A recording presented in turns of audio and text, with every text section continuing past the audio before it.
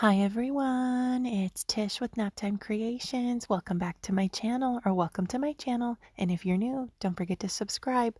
Only 20% of my viewers are subscribed, so hit that subscribe button. It's free and it'll really help me out a lot. Here's a sneak peek of what we're going to be making today. I'm going to be trying paint pouring by Kathleen Miller's recipe for her beautiful paintings that she makes over on her channel. If you haven't seen her, please go check her out. These are the products we're going to be using. We're going to be using this white house paint for my base layer, and this is how I mixed my paints. 1 tablespoon of the Rustoleum triple thick, 1 tablespoon of the vivid enamel, and a little scoop of the primary elements pigments. And my cell activator is 1 tablespoon Australian Floetrol and 1 teaspoon Amsterdam titanium white acrylic paint. And I'll link all this stuff down below in the description box. So I'm actually repouring a resin coaster that didn't turn out. I flooded the entire thing with the Color Place interior satin white paint, and I'm just going in with my little puddles of the primary elements. I'm using Mystic Blue and Jasmine, and I added a little puddle of the cell activator.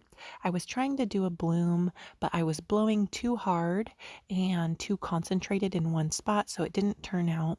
I ended up tilting it, and now we're going to go in and swipe, and this is where the magic's going to happen.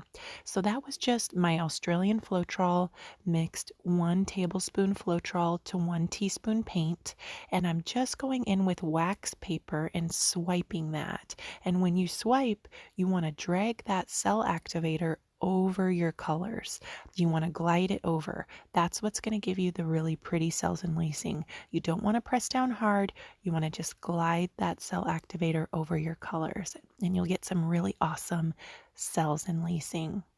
And I know the Australian Floetrol is really expensive, but I actually broke it down and it's about 67 cents every time you mix some cell activator. If you do the 1 tablespoon Australian Floetrol to 1 teaspoon Amsterdam paint. So it's not too bad because it does last you for quite a few pours. You only need a tiny bit. So I know it's expensive to start out, but it doesn't take much at all and it'll last you a long time. Here I was just going in with a little dotting tool, or you could use a toothpick, making some swirly lines. I gave it a little spin, and here's how it's looking with the wet finish.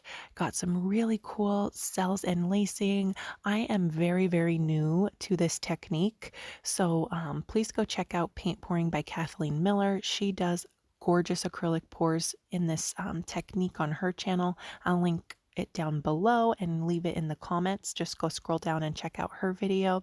And here it is all dry. I think I used a little bit too much house paint, so I had some texture on there, but when I add a resin top coat, that texture will go away and it'll be nice and beautiful. I'm hoping to resin it this coming weekend.